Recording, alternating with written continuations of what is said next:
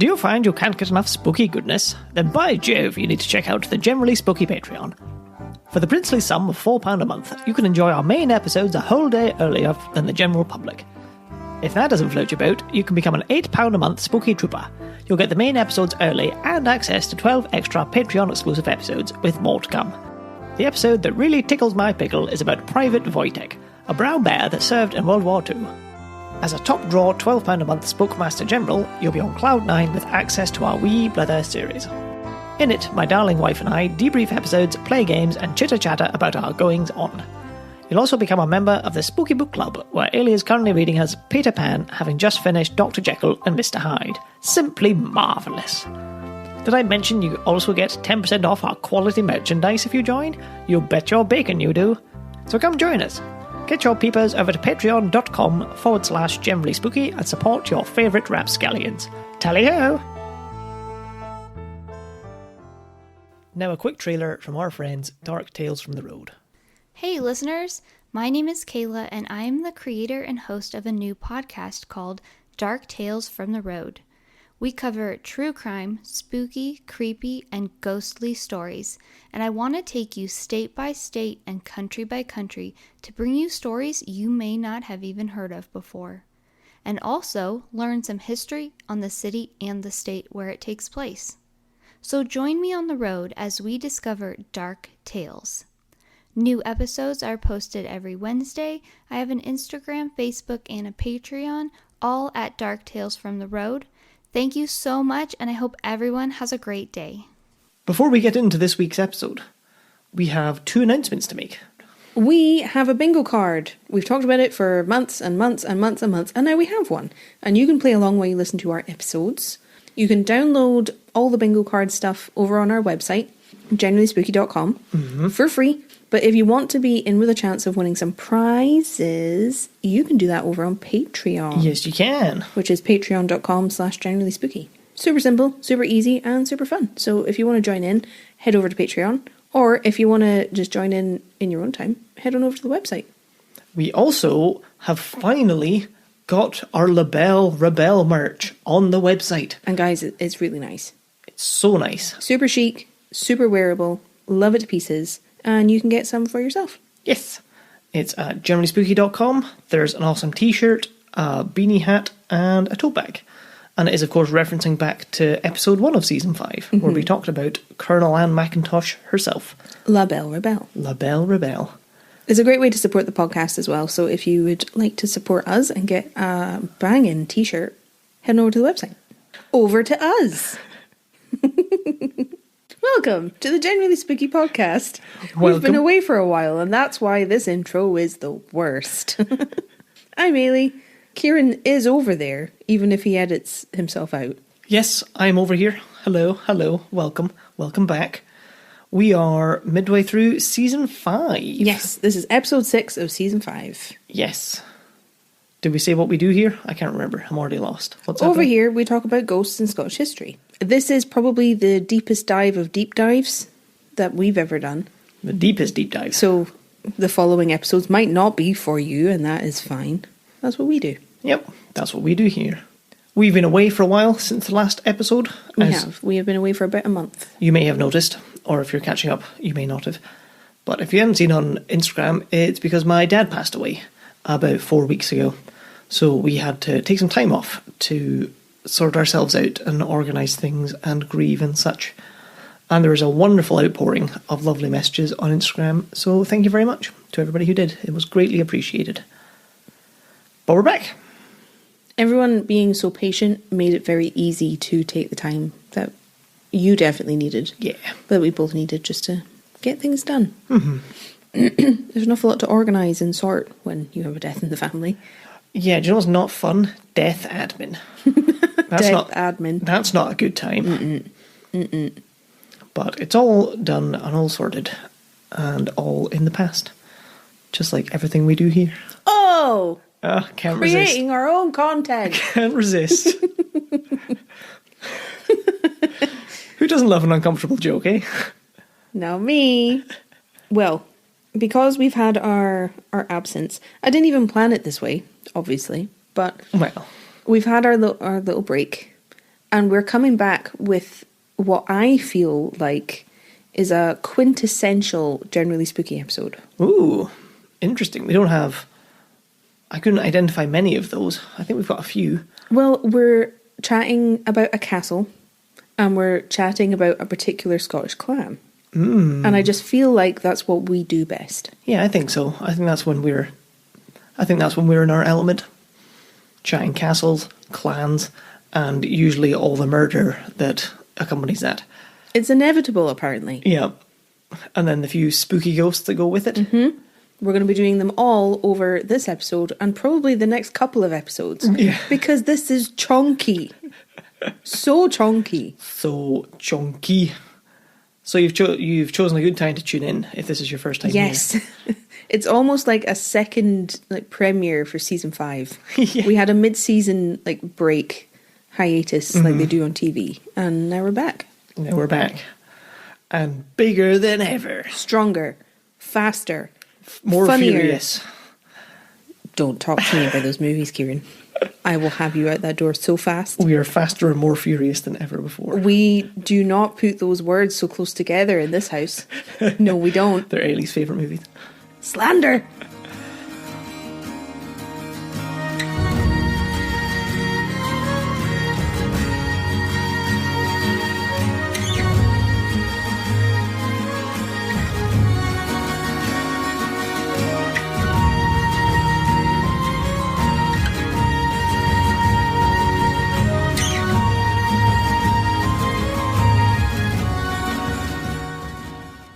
Well, can I hazard a guess as to which clan we're talking about? You can. I feel like you already saw my screen, so you may be cheating here. I know what castle it is. I saw that, but I didn't see which clan it is. Okay. Do you want to tell the people which castle it is? We are talking today about Inveraray Castle. You're correct. You'll be pleased to hear. I started saying, I'm like, are we? Because if we're not, I'm going to have to ad-lib it, and that's not going to go well. So doubtful, even though you just read it. I saw you read it. Yeah, I got spoilies. And Clan Campbell. Indeed. Oh, We are called talking about the Campbells of Inveraray Castle this week. Eilidh gave us a hint over on Patreon that it's a commonly requested clan for us to talk about. And I was like, oh, I bet I know who that is. Yeah, I've had quite a few people asking for Campbell family history. Mm-hmm. If you have reached out to me in the past, I will try and let you know that these episodes are up now. Apologies if I don't, but I've had a few requests for these, and I'm glad we can start getting to it. Obviously, this is like one branch of the Campbells. There are several, because that's how clans work, especially the big ones. And we've had various Campbells showing face before now. Mm-hmm, we absolutely have. So this is kind of an overview of the Campbells of Inveraray, specifically. The ones who have historically owned Inveraray Castle, and who still own Inveraray Castle. Oh, wow. Well, tell us about these bell camps of yours. Bell camps. Yeah. Campbells, if you will. That's what I just said. It's in the title. You drive me crazy. I love you dearly, but you drive me insane. Yes, I do. Yeah. A rocky beginning, but I promise that this is a very interesting tale. Yes. Which is why I've dedicated so much of my life to writing and researching it. Time I won't get back. But I think it was worth it. Yeah, we had doesn't matter so much now, but we had like a 3-week lead time where we were recording ahead of time for the episodes coming out. Guys, I was doing so well. I know, that's... It's obviously now gone to pot, but before that, this episode was a full, 3 weeks of effort. With Eilidh just coming to me like, it doesn't end. Like, where do I end? I'm at 40 pages of research, and then 2 days later, I'm like, Kieran, where does it end? I'm at 70 pages of research. And I just kept getting bigger and bigger. Mm-hmm. And you were almost getting more fearful the bigger it got. Like, what am I going to do? I'm up to 100 pages of research. Oh, well, I mean, is it its own series at that point? Do we what do you do? Do we need to start a new podcast just to cover this one topic? What's happening? It's uncharted territory, having one this sizable. But I think it's going to be interesting. I think you're going to like it. It started out as an episode just about Inveraray Castle, because we love a castle episode around here, so we do. Yes, we do. And you can't throw a stone in Scotland without hitting a castle. Mm-hmm. But it's ended up as more of an episode just about the Campbells, rather than just the castle. If you throw a stone at a castle, are you technically sieging it? I mean, not well. That's true. Are you ineffectively At least sieging want a little it? catapult or something. You A might wrist chip rocket. a rock. Well, where do we begin with an episode of this size? Well, we'll start with some basics, I guess. We've talked about Inveraray Jail before. Yes, we did. Which was super interesting, and we talked a little bit more about the village of Inveraray in that one. Mm-hmm. So if you want, you could go and listen to that one and then come back or whatever, but we've already talked about Inveraray a little bit. But we're focusing more on the castle and the Campbells, who were the people in charge of all the land around Inveraray and considerably more. Yes. Inveraray Castle is in Argyll in Scotland, on the edge of Loch Fyne. So it's further south than we've been before. Mm-hmm. This is another castle on the edge of a loch this season, because Eilean is also a castle on the edge of a loch. Yep. Although it might have Inveraray beat because it's on the edge of 3 different lochs. Well, I mean, that's more cool, isn't it? I thought you'd like that being a McRae. Yeah. I'd butter you up for how long I'm going to make you sit here. Butter me up for I just need to butter some toast for sustenance in like 3 hours. Right. If you're familiar with Argyll and that area, Inveraray Castle is kind of between Oban and Helensburgh. Okay. So we're west. We're Yes. southwest. Got you. And that's a very rough, between. Yeah. Is, Kieran with the difficult questions, is Loch Fyne a sea loch? Or is it like Loch Ness and it's self-contained? And the only reason I ask is I was discussing it with my mum the other day because I had some Loch Fyne oysters. Oh, so we did. Yeah. They were from Loch Fyne. They were. So I haven't looked at this. We went to our friend's wedding and they served oysters. Mm-hmm. And Kieran had the best time ever. Oh, love an oyster. It is a sea loch. Oh. Off the Firth of Clyde. Interesting. I thought it was because I could remember what it looked like on the map, but I didn't want to just run my mouth. Be like, yeah, totally. Oh, actually, no.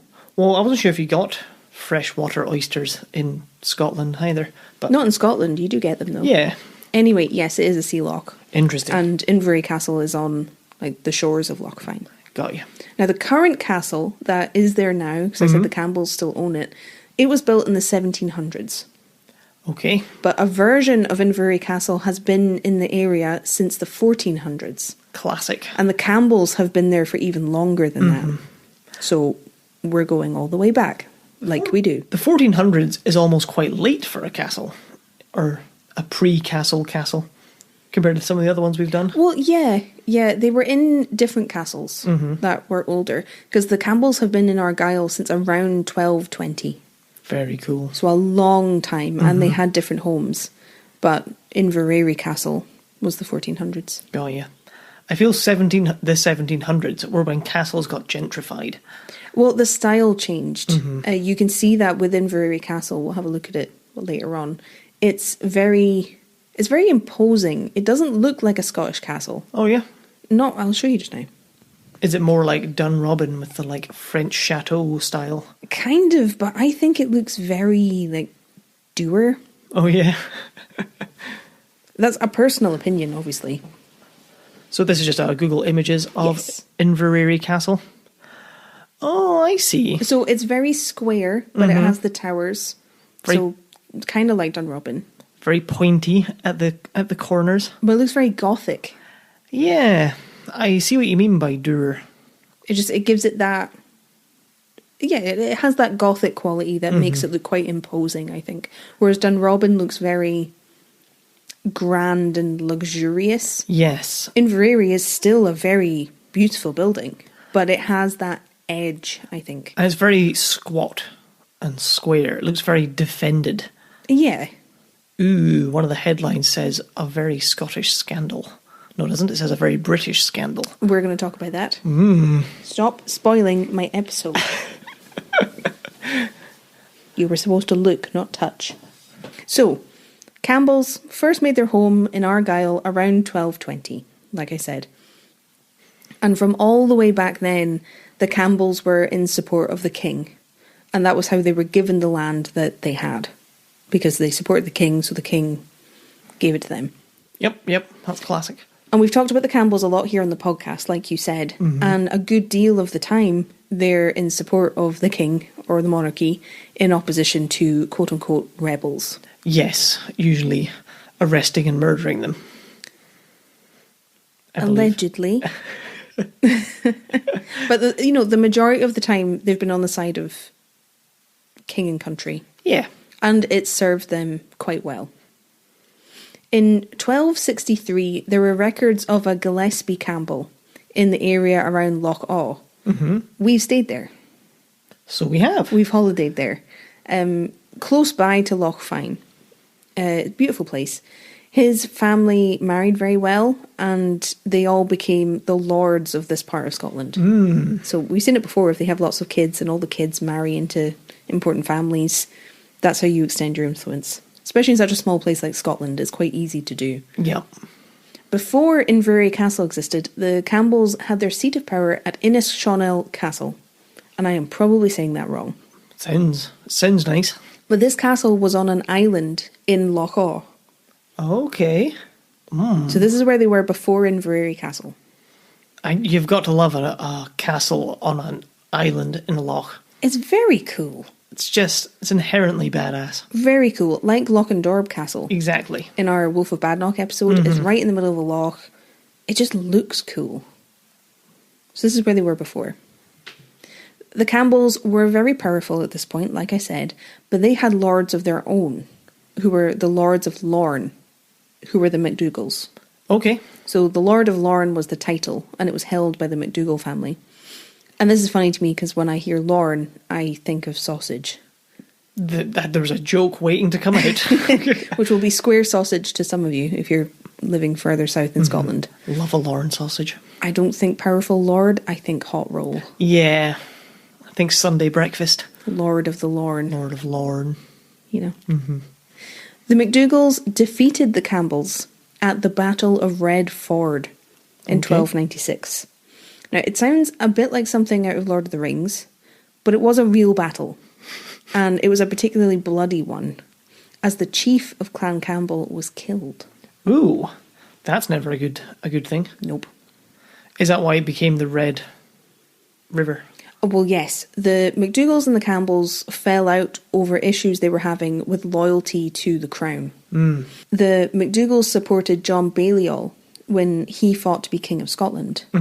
And when he won, he rewarded the MacDougalls by making their chief the Sheriff of Argyll. Okay. Which was an important position if you're head of justice in an area. You have a lot of power and a lot of sway.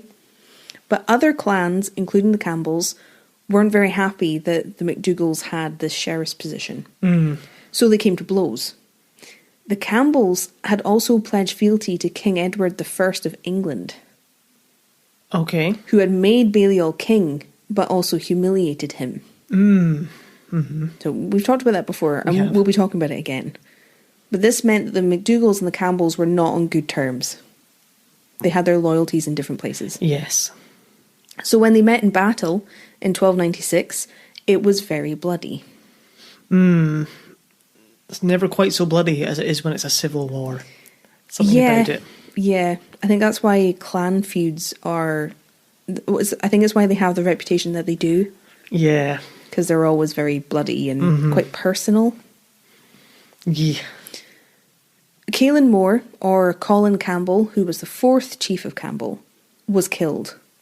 And the reason the battle is called the Battle of Red Ford is because the ford, the body of water, where it happened, ran red with blood long after the fighting was over. Oh, no. That's grim. So it was a bad time. That is a bad time. That was a very bad time. So just to get this straight, the Campbells were the sheriff. No, the MacDougalls were. MacDougalls were the sheriff. Got you. And the Campbells were one of the clans that wasn't happy about it. But the MacDougalls and the Campbells were the ones in the battle. Yes. Now, what I thought was interesting was the current Duke of Argyll, who is the current chief of Clan Campbell, still uses the name and the title that Colin held back in the 1200s. Yeah. He goes by Caolan Mór today. That's interesting. As a title, which is the title that Colin held. Yeah. So he was a significant man, and this was a significant battle because he was killed. Yes. It's strange when, as we've talked before, the clan system doesn't exist anymore or doesn't have any meaning, but to still know your own history enough to be like, yes, that's who I am. I'm this like head of the clan that doesn't exist. To like see yourself that way, it's really weird, isn't it? Well, I guess you've been almost groomed for that role. Yeah. Because it's something your family, I assume, is very proud of too. So you would still hold a lot of meaning in that, I think. Well, if I'd been in a house that had been held by my fathers for many generations, for 800 years, you would, wouldn't you? Mm-hmm. I think that's why family homes become so special. Yeah. It's a funny thought. Mm-hmm. We're moving on. After Colin was killed, his son became the chief, Neil Campbell. Now, he was another powerful Campbell and actually fought for and supported Robert the Bruce in the Wars of Independence. Okay. So he went against the previous loyalties of his family. Oh, shit. Because they had been supporting Balliol. Yep. But he did this eventually. He didn't start out that way. Mm. Before his father's death, Neil was on the side of the English, like I said. He had pledged fealty to Edward, he served him, and he even fought for him. He was part of the force that tried to take Stirling Castle. Okay. Which we've talked about before in our Stirling Castle episode. He was on the side of the English. What meaning does pledging fealty have if you can just change your mind? Yeah, I know. It's a weird one. Yeah. What stock can you really put in it? Mm-hmm. Neil and his brother were made guardians of the daughters of a Scottish knight called Andrew de Crawford. Mm-hmm. We've heard how this usually goes. It doesn't usually go well. Nope. Usually ends up with them being used to give the power to the person who's guardian of them. Yeah, and that's exactly what happened, because both of the women were married off to Campbells. Oh, wow. That's so surprising. Bringing their money and their land into the Campbell family. Ugh. Sucks every time. Yeah, it never feels great when you come across it. Now, Neil became far more invested in the Scottish cause, so against the English, when his rights to the guardianship of these two women was challenged in 1305 by another knight. Sounds so grand. It does. I was going to say the words, it sounds like a different era. But it was, and now I feel really stupid. So I'm just going to continue and pretend I didn't have that thought. No one can tell you you're wrong. It does sound like a different era. Yeah. Robert Keith felt like he was really a better option to be in charge of these women, since they can't possibly manage themselves due to the lack of a penis. Yeah. Oh, due to the lack of a bobby. Enough! No. The matter ended up being brought to the English courts to try and get it settled, because both of the men felt that they should have the guardianship, and they actually ruled against the Campbells. Seems surprising. Why? Well, I couldn't really figure out why, but it was surprising because the Campbells had supported the English crown, so they felt like they stood a good chance, and it upset them a great deal. Not least because Neil had married one of the women himself. Ooh. Dodgy. Alice Crawford was his wife, and they had had 2 sons together. So he's going to become guardian of his own wife and her sister. Well, no, he was made her guardian, and he married her.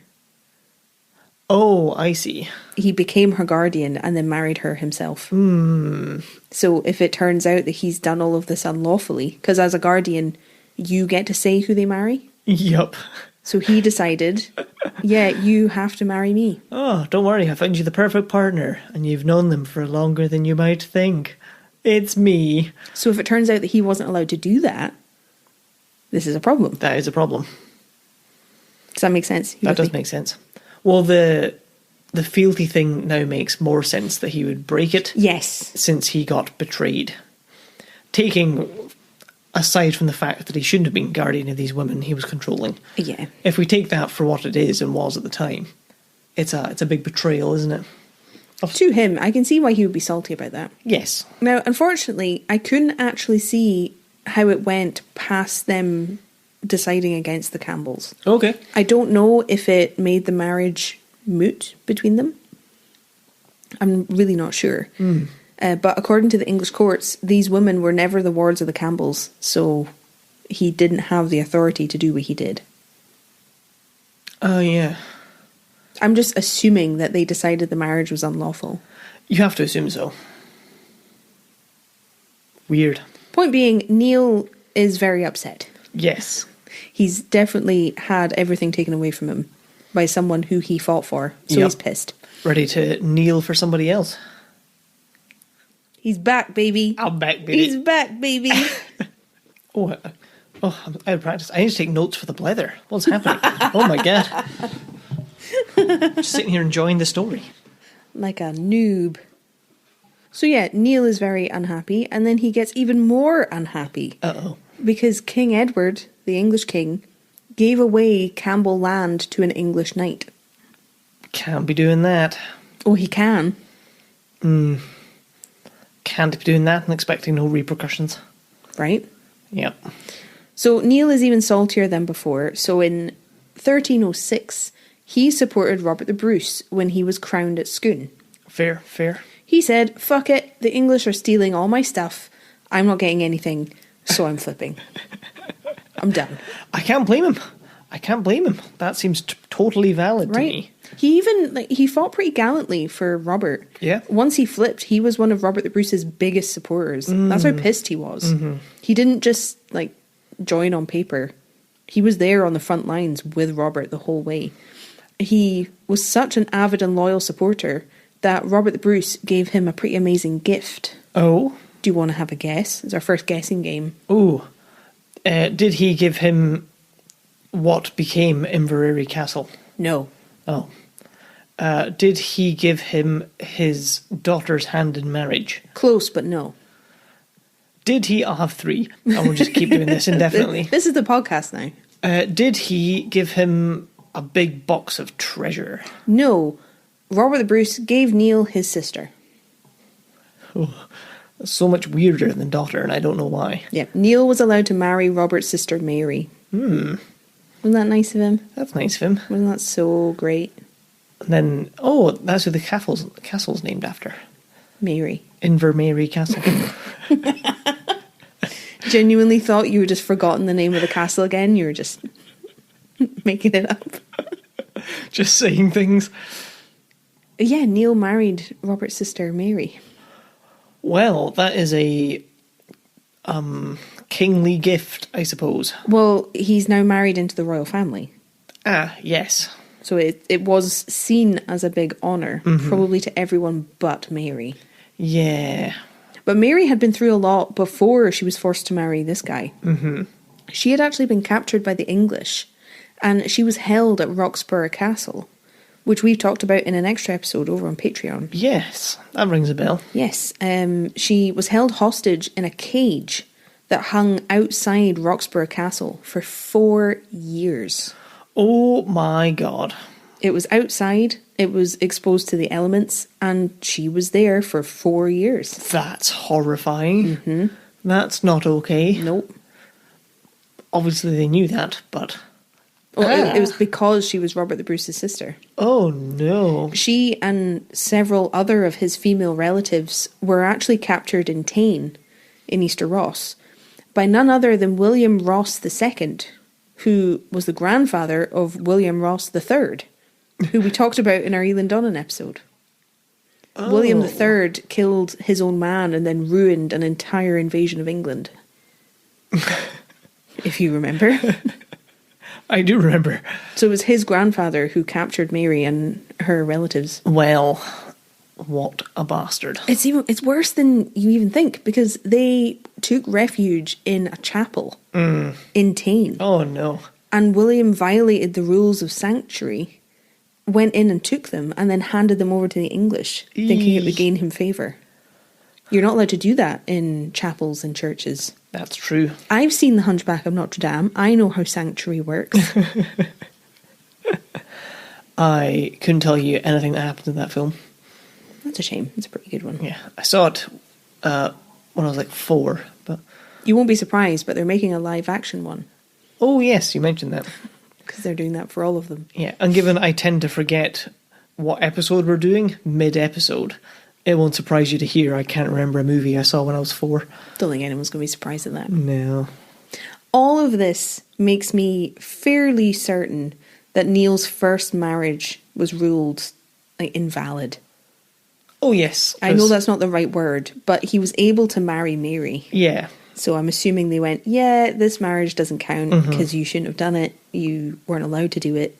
So he's married someone else. Yes. Neil died in 1316. I think he was only married to Mary for 2 years because she was imprisoned until 1314.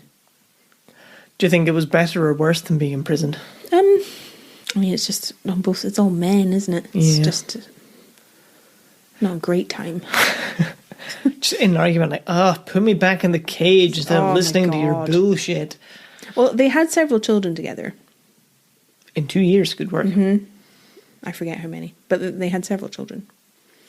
His marriage to Mary brought the Campbells into much closer proximity to the Scottish crown. Yes. Which we've seen before. That's what a lot of the big wealthy families are always hoping for, because it brings them a lot of security and a lot of power to have this proximity. Yeah. So they must have stayed there more or less for a long time anyway. If the Campbells were always quite tight to the crown and things. Oh, I'm going to tell you all about it. Don't worry. Sure you are. Neil was also given a lot of land that was taken from the MacDougalls as part of his reward for supporting Robert the Bruce. Well, that must have felt nice. Because they had supported Balliol, remember? Oh, yes. And had effectively been on the losing side. Yeah. Because they supported Balliol against the English and then supported Balliol against the Scottish and lost. And there's Balliol in the middle who just wants to sit and play with his Legos. He had a bad time. Yeah. He had a bad time all round. But Neil had been fighting directly against the MacDougalls in the west of Scotland on behalf of Robert the Bruce. So that's why he was rewarded with their land. But also, probably no problem for him at all, because they killed his dad. Well, you can see, how you were saying it's particularly, angry when it's civil war. You can see where the anger would come from. Yeah. You killed my father. You killed my father. Prepare to die. You killed my dog. Now I'm going to make 4 movies. One of Neil's sons, with Alice Crawford, his first wife, was still considered legitimate. What 4 movies? John Wick. Oh. They killed his dog. So he wrecks shit. Oh. I'll try that again. One of Neil's sons with Alice Crawford was considered legitimate. So I don't know if the marriage was just dissolved rather than anything else. It's very confusing. I know that I'm bouncing back and forth on this, but it's difficult to tell. One of his sons inherited the land around Loch Awe. Yes. And he was called Colin Campbell. Got you. So he got his father's surname and he inherited. So he must have been considered a lawful son. Yep, that checks out. But it was one of Neil's sons with Mary that went on to become the Earl of Atholl, which is a much more prestigious title. Okay. Because Mary was the sister of the king. So their son got more when he inherited. I mean that makes sense. It's a bit unfair. It's a bit unfair, but it does make sense. Having such a distinct difference when they are brothers. And it's usually the firstborn who gets all the glory. Well, just gets everything, basically. Yeah, not in this case. No. But the firstborn of Royal Tower. Now, it was Duncan Campbell who had Inveraray Castle built all the way back in 1450. So we're skipping ahead a little bit. And he may also be responsible for the brewing resentment and bad feeling between the Campbells and the MacDonalds. Oh. And we know how that ended. So we're heading to Glencoe again. Yes. So we are skipping ahead a little bit. We were at the start of the 1300s. Now we're in the mid-1400s. Well, it sounds like we have a lot of ground to cover. We do. I took an executive decision to shuffle us along. Be hustled along to the next exhibit. Yes. Duncan had worked on behalf of the Crown to break the might of the Lord of the Isles.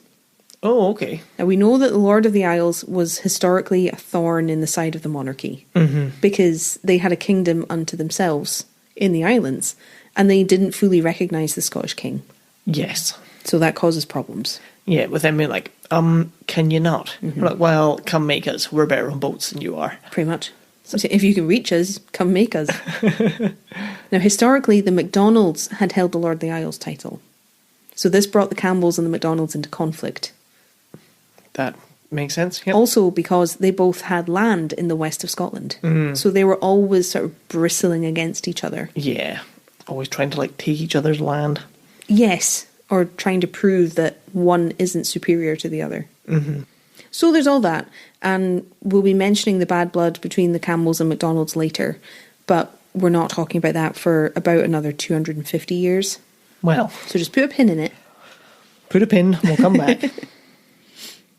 Duncan was made the first Lord Campbell in 1445, and he married Marjorie Stuart, who was Robert the Bruce's great-granddaughter. Yes. So they are distantly related. As they always are. Yes. But for those playing bingo, it is not marrying a cousin. No, not quite. Not quite. Now, her father was Robert Stuart, who was the first Duke of Albany, and he is an extremely shady figure. Oh, yeah? That we've talked about before at length. He was the Wolf of Badenoch's brother. Oh. Who really became the villain of that episode. I thought Albany sounded familiar. He was a nasty piece of work. Yep. Duncan married his daughter. Ooh. Well, I could see why he'd be a good person to have on side, but from afar. Because I seem to remember he was East Coast. So it'd be quite good having him on the East Coast and you on the West Coast. Well, it was tricky because if you remember from the episode, Albany, he didn't end up in a particularly good spot because King James I took revenge on him for all of the terrible things that he did. Yes. Which I'm not going to get into in this episode. We've talked about it already. James I didn't attack Duncan or Marjorie to pay for what Albany had done. Yep. They were lucky. Dodged a bullet. Because there were some of the cases where he wiped out whole families in revenge. Duncan and Marjorie weren't executed. They didn't have their property or land stripped from them. Although Duncan did spend time as an alternate hostage on James's behalf down in England. Because remember that thing where the king gets taken but not really, so people just swap in. An alternate hostage. Well, we've talked about it before. We did. And I didn't really know any other way of saying it.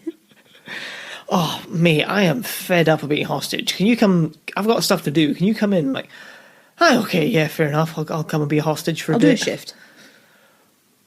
It's so stupid. But it's so stupid because it's not stupid, because it does kind of make sense. Well, and it's what happened, but there is logic. It's just stupid. It is stupid. It's stupid. Duncan remarried because Marjorie died pretty young, and he had several children with his second wife, Margaret Stuart. So he married Marjorie Stuart and then Margaret Stuart. Now, her father was an illegitimate son of King Robert III. Okay. Which is strange, but that's still a very prestigious title, to be the illegitimate son of a king. Yep, okay. It still brought you a lot of power and prestige, even though you wouldn't become king. Yeah. Ew. That means they're more than half siblings. Because, we share the same dad, but not the same mum. But our mums were also related, so it's a bit weird. Yeah, they're not half siblings, they're like 5/8 siblings. Yeah, it's not as close as siblings. There's several generations that have happened, but it's still not great. They're not 3/4 siblings. It's not that bad. It's just a bit grim. Oh. Pick someone else. There must be somebody else worth marrying. Anybody. It was Duncan's grandson that actually inherited after he did. Oh, okay. Skipped one. Yep. He had a son with Marjorie, but he died before Duncan did. So Duncan's grandson, who was another Colin, inherited and became the second Lord Campbell. Got you. And Colin Campbell did pretty good. He was made the first Earl of Argyll, Very nice. which sets him apart from other Campbells in his line. Having an earldom meant you were a force to contend with. It was a big deal, and it's an important title. It's pretty high up we talked about it in a different episode, but it's pretty high up, the earldom. It's below a duke, I think, but it's up there. You have a lot of power as an earl. So now Colin is one, and he has lots of land and lots of influence, which is really all they want. That's what they're vying for here, isn't it? And he was made the Earl of Argyll because his father was a huge support to King James II.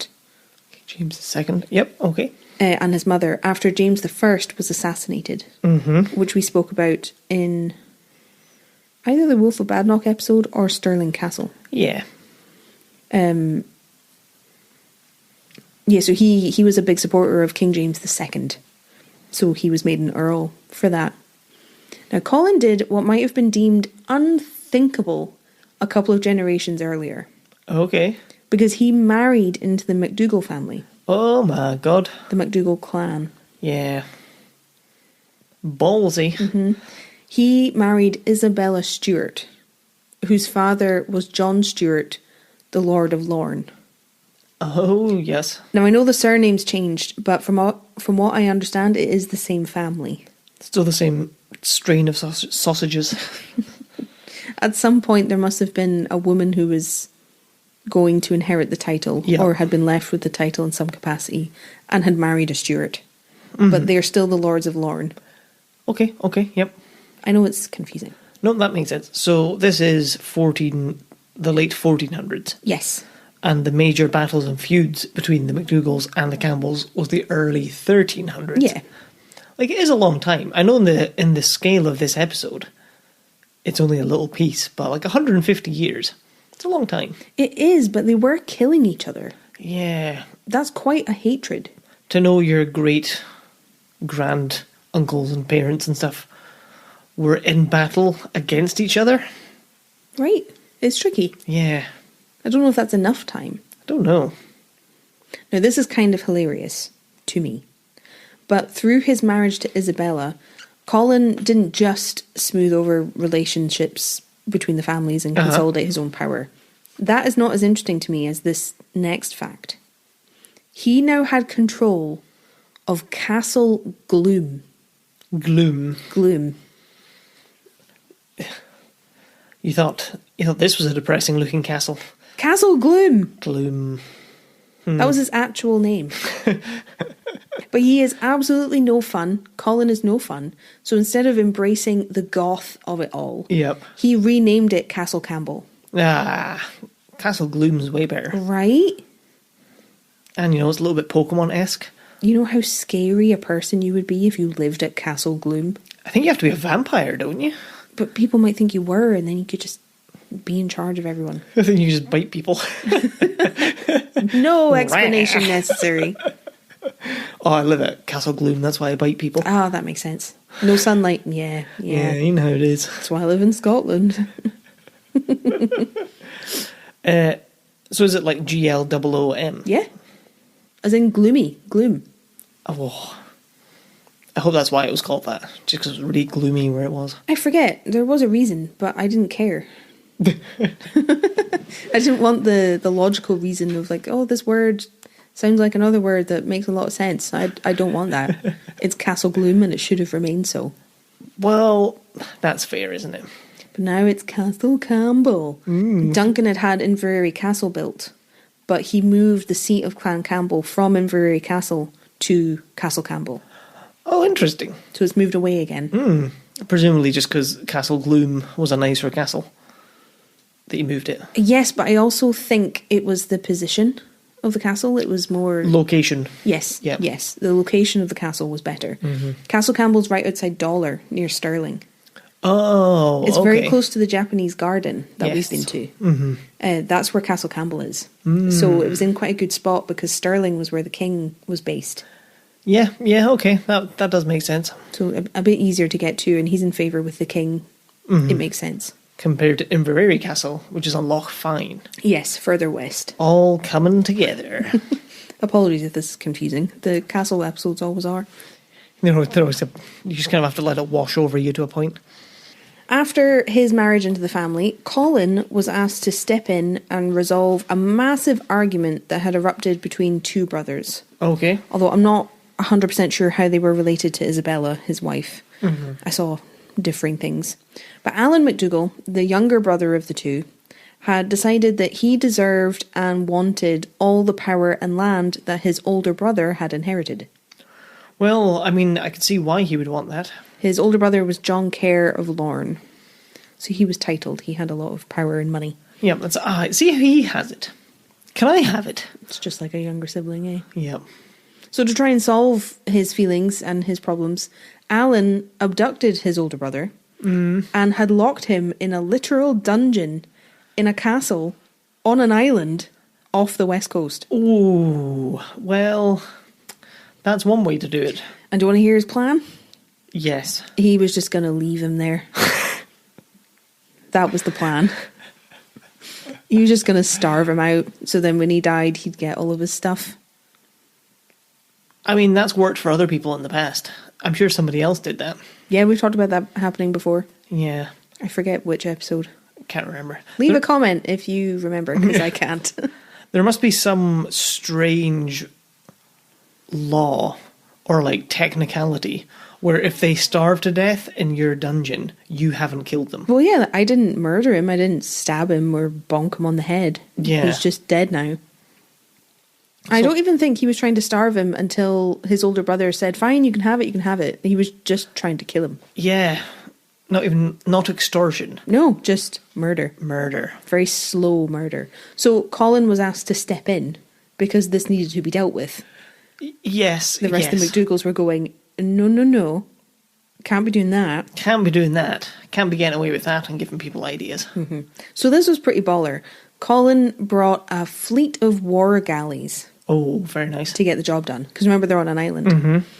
And no use in coming unprepared, I guess. No, you have a whole fleet. Might as well use your whole fleet, you know? Colin launched an attack on Alan and basically raised hell. He burned Alan's entire fleet. Oh. He killed all of his men on the island defending the castle and freed John Kerr. Well, kids at home, I hope you're listening. That's why you have to be nice to your brother. Don't murder your brother. That's why. So yeah, peace restored through absolute fucking mayhem. Bring the pain. Mm-hmm. He did. He killed everybody.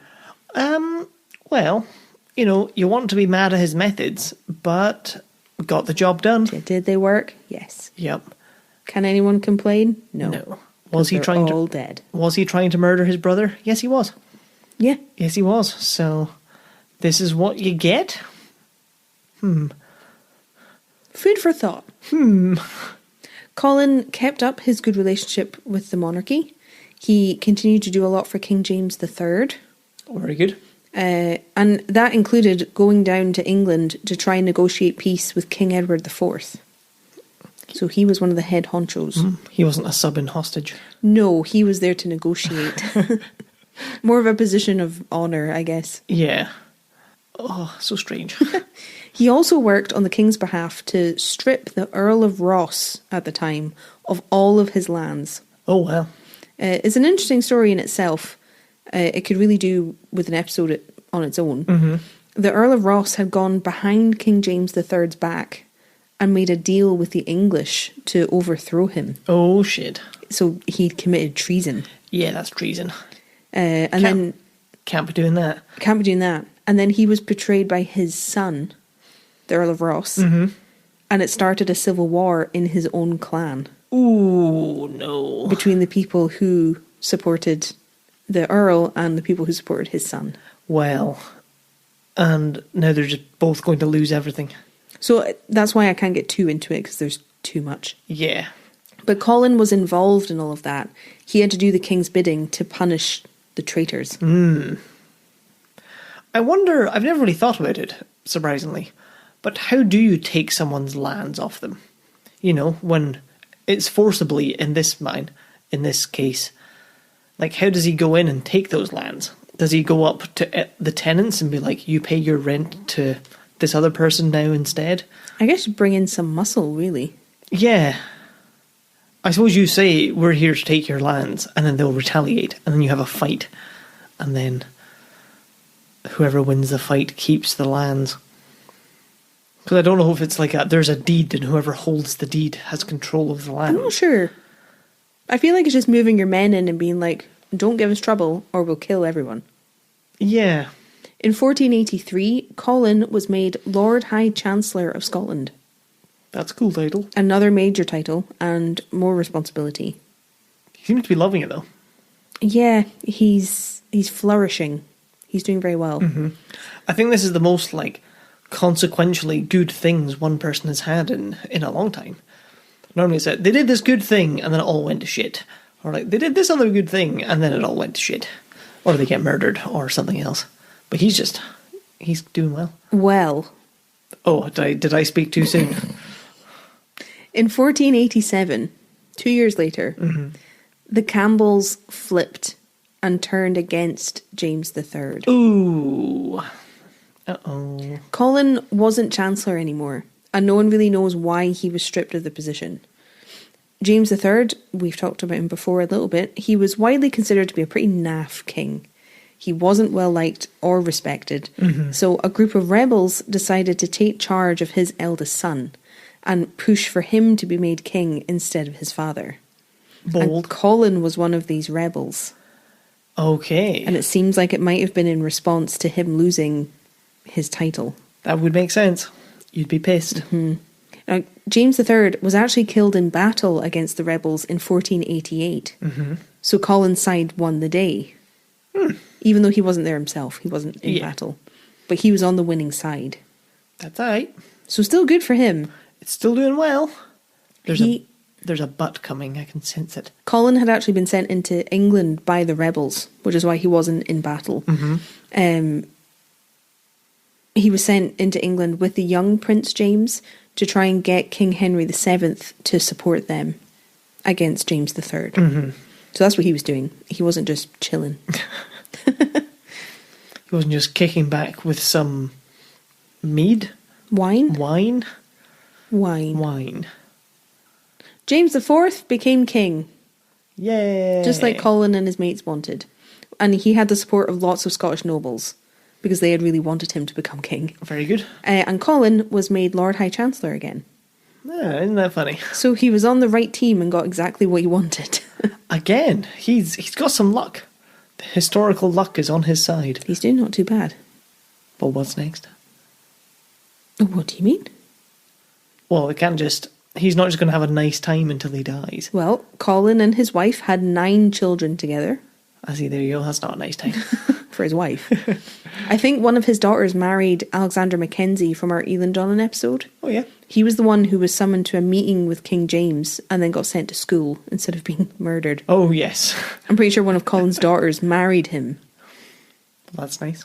And then Colin died in 1493. No. Well, good for him. Good for him. A pretty blessed existence. Yeah. It would seem. I feel there should be some sort of family where like, he did it! He did it, everybody!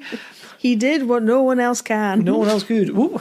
Just generally have a nice time. He did well, he served well, he got rewarded. When it got taken off him, he chose the right side and won and got it all back. Avoided the bloodshed because he was down in England, being like, oh yeah, I'll just pop out while you guys are battling. Fair play. Colin Campbell knows what's up. It's kind of why I included so much about him, because it's equally surprising having his story as it is someone who's really gory and unlucky. Because this doesn't happen. No.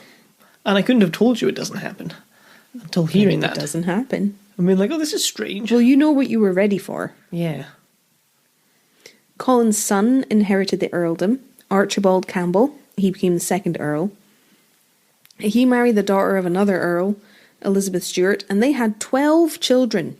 12 children. 12. That's too many children. So again, he was one of 9, and now he's had 12. So imagine the influence spreading as they all marry. Yeah, if they're all healthy, that's quite something. Yes. One of Archibald's sons married Janet Douglas. The Douglas. Who we've mentioned before. Her brother was imprisoned by King James V later. Yes. And then she was accused of treason but she wasn't punished. She was acquitted and let go. But then she was accused of witchcraft. Oh. Because she was suspected of poisoning her first husband, John Leon, who was the 6th Lord Glamis. Oh, Glamis Castle. That's going back a while. Mm-hmm. I don't remember. Is that season 2 we did Glamis Castle? Season 1, I think. Oh my god. But yeah, she was the one who was accused of poisoning her husband. Damn. And they felt that she was a witch and that was how she did it. But it seems like they just didn't like her very much and wanted her titles and all that good stuff. Yes, it was just a means to an end to get rid of her. So there you go. So who was she? Janet Douglas married one of Archibald's sons. Yes. I got lost in the sauce. I know, it's confusing. Another one of Archibald's sons was Sir John Campbell of Calder. Oh. All intertwined. As in Calder Castle. Oh my god. And he got Calder because he married Muriel Calder. Oh, her name rings a bell. Yeah, she was basically stolen by the Campbells. And yes. When her uncles tried to bring her home, they had to battle with the Campbells. And then she had to marry John anyway. Oh. If you remember. They're not a great reputation, the Campbells. Or like times bouncing into them have never gone very well. No, they don't make a good impression. No.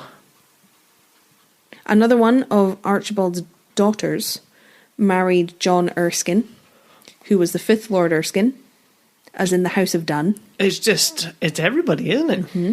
Another one of his daughters married Gilbert Kennedy, who was the 2nd Earl of Cassilis, as in Culzean Castle. Oh. And I'm pretty sure he was murdered. So the Campbells are getting around. Oh. If ever there were candidates for people who had secretly discovered like time travel, it's these guys. Yeah. You should marry into this family. Yes, to figure out the lay of the land and put themselves where they need to be. You know, I don't believe in psychics, as comes up often. Really? But that's some foresight right there. You know, presumably the dad was orchestrating most of this, Archibald himself. Oh, he would have had to give permission. Yeah. How crazy is that? That is. Like, we've covered so many of these people in other episodes, and they all married into this family. In like a single generation, too. Mm-hmm. Not even... Oh. Well, Archibald and the Campbells are kind of sitting pretty, aren't they? They are sitting pretty. They're one of the biggest, most important, most powerful families in Scotland. At this point. They must get, like, slapped down at some point. Because they can't just keep growing. Otherwise, just the whole of Scotland would be under the Campbells. Like, at some point... That's a problem for a monarch, if that's the case. Exactly. So at one point, the king has to be like, what are you guys doing? Let's divvy this up a little bit. Maybe. We'll just have to see. Tune in next week. It's not like I know already or anything. I know, I have to ask these open-ended questions knowing you can't answer me. No, I can't. It will ruin it. It would. In 1490, the Campbells were involved in what became known as the Massacre of Monzeverd. It's never nice. And this happened while Archibald was head honcho. So Glencoe Massacre wasn't even the first massacre they were involved in? Nope. It's fun learning about history. It's fun learning about Campbells. Clan Murray and Clan Drummond were completely wrapped up in a blood feud with each other. Mm-hmm. Just the standard fare. Yeah.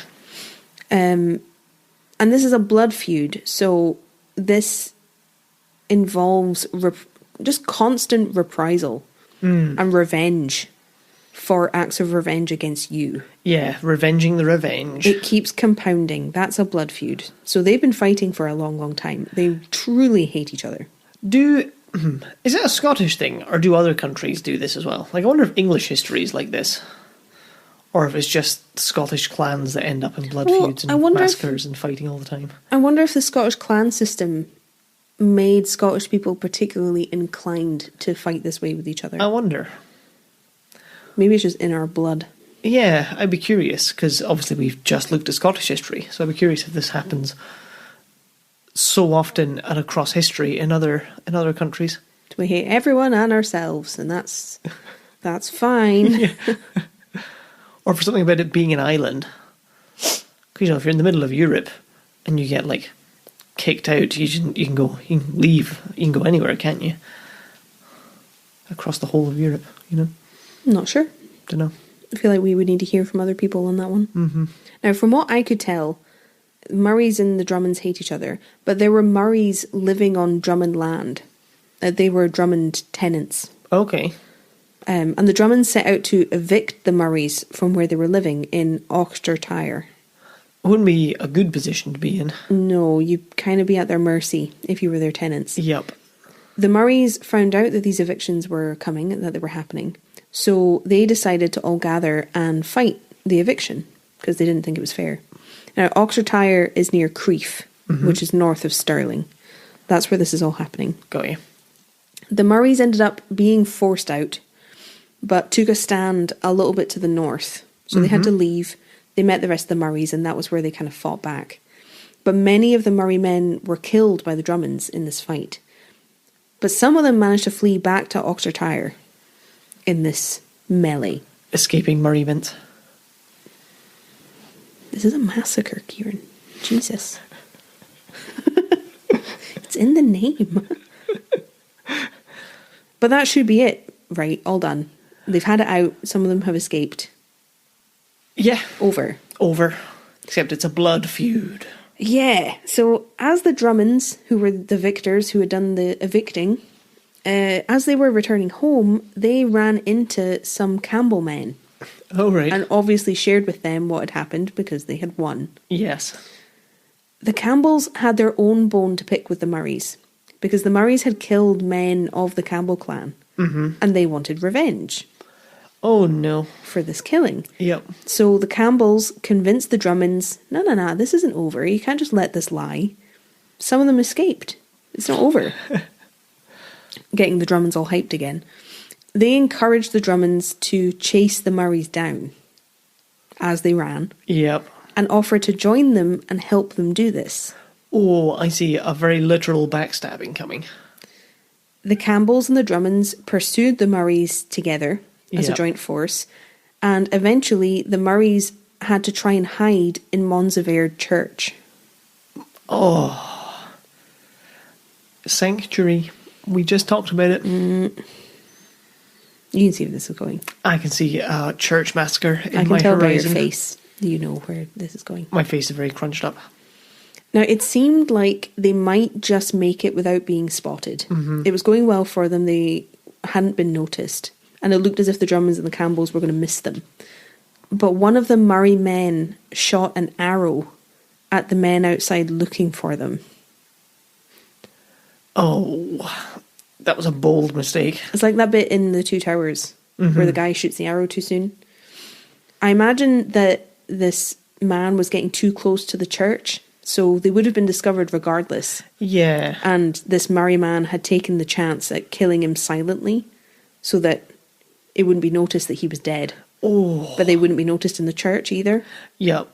That was well, it's easy to say with hindsight when you know it went badly. But I feel that was a bad call. With this guy getting so close, they were always going to be discovered. I guess so, yeah. Like, they kind of had to take the chance. But he killed the Drummond man and revealed to everyone looking for them where they were hiding. Well. So it didn't go well. No.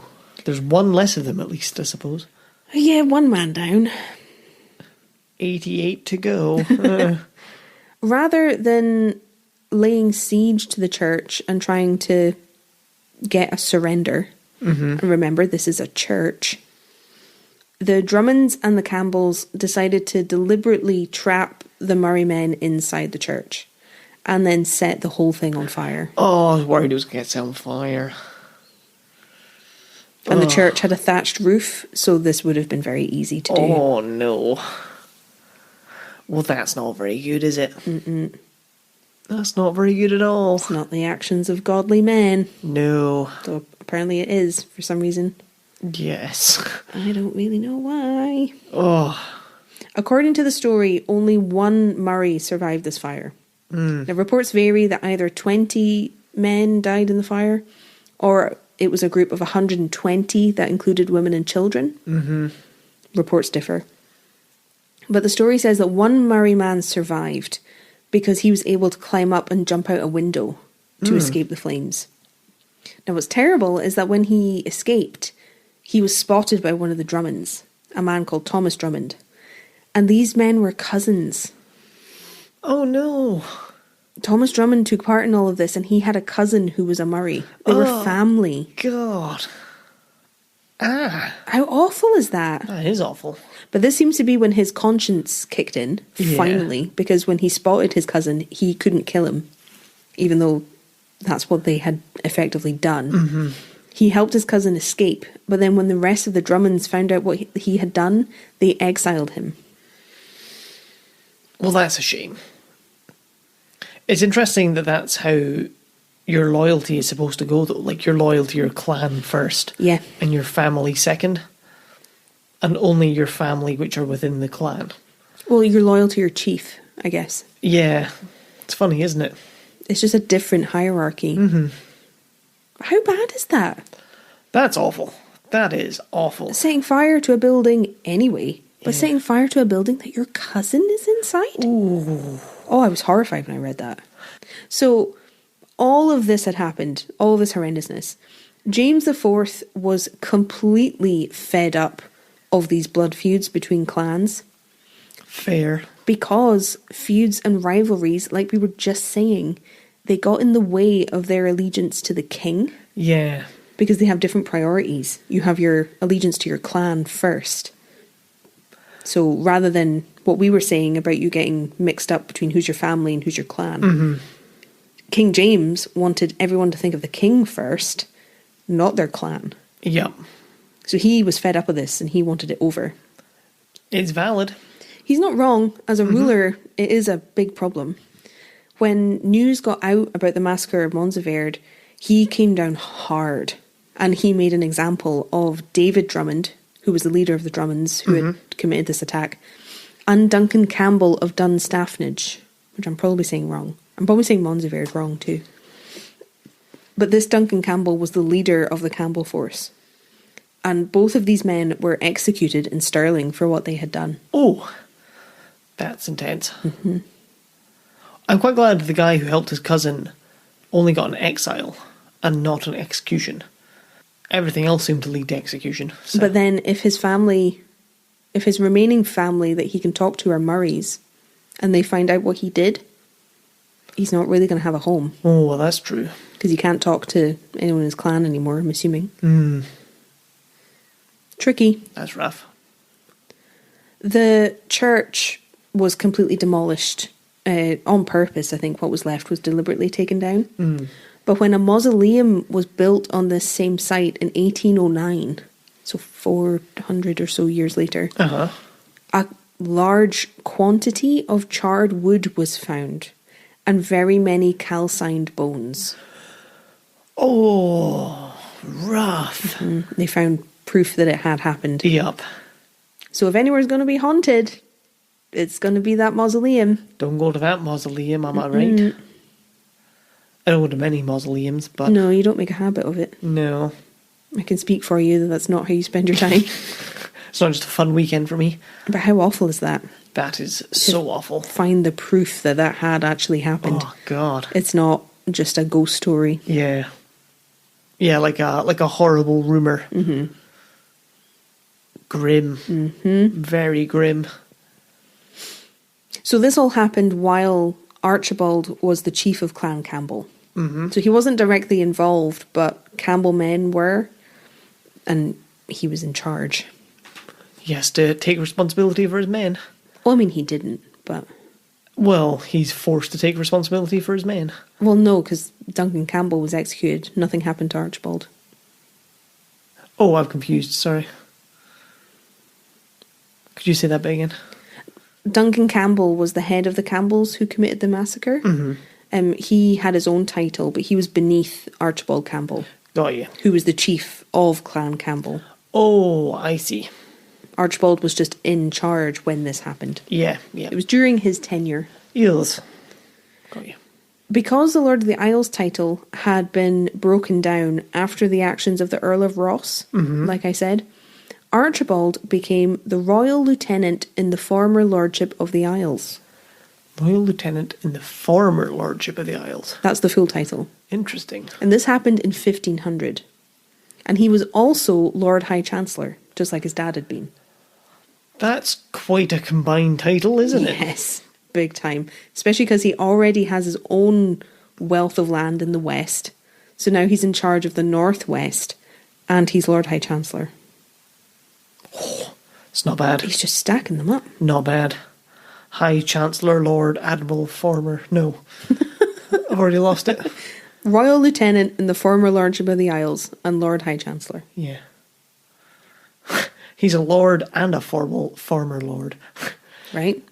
Now, at one point, I think the king realised what you had been talking about. Yes. That the Campbells had power that couldn't really be rivalled by anyone. Yeah. They weren't really in check.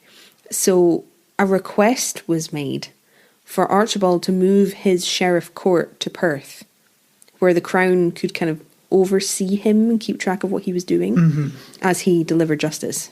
So where's that moving from? The Campbell Castle in Crieff? I think so. I think that was still the seat of Clan Campbell by that point. That would make sense. Wherever it was, he was requested to move it to Perth. Interesting. I like it. I like it. Well, then it's not in his back garden. And you might as well ask first, because there's been other ones where they've been like, you've been getting too much power, I want to fight you. And then they lose, and they say, well, this is just awkward now, isn't it?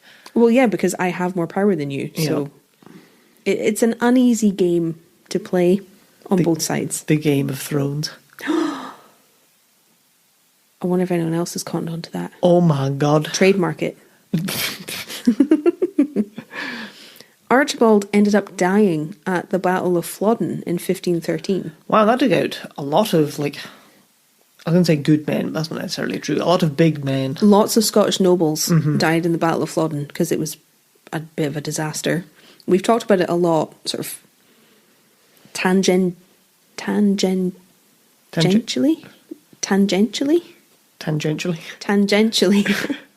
Cha cha cha.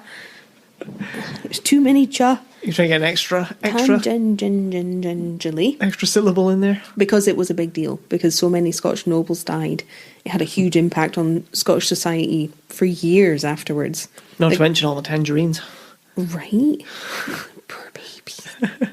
Look, I've been talking for a long time. Lay off, sir. No. Okay, good. Don't ever change. Archibald was married at Kilmun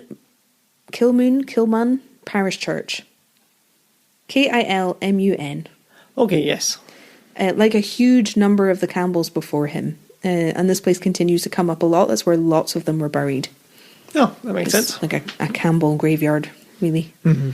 But an actual one, not like after a battle. No, an actual. It was their local church, and they were all buried there, bar a few. Archibald's son inherited and became the third Earl of Argyll, another Colin Campbell. This is a recurring problem, get ready. Now, by this time, they were still living at Castle Gloom. Mm-hmm. I'm going to keep calling it Castle Gloom. I don't recognise Castle Campbell. They hadn't moved back to Inveraray Castle yet. Yeah. And it was when I realised this that I kind of realised this couldn't be an episode just about Inveraray Castle. That's true. Because we're not even there yet. You know? There yet. Have we been there? We've been there for a bit. We've been there a bit. It was built in 1450, around then. Yeah, and then they left. But then they left. 1490, didn't they? So, you know. Yeah. Well, that's why this is... Well, we don't have a title, but presumably it's going to be Inveraray Castle and Clan Campbell. The Campbells of Inveraray.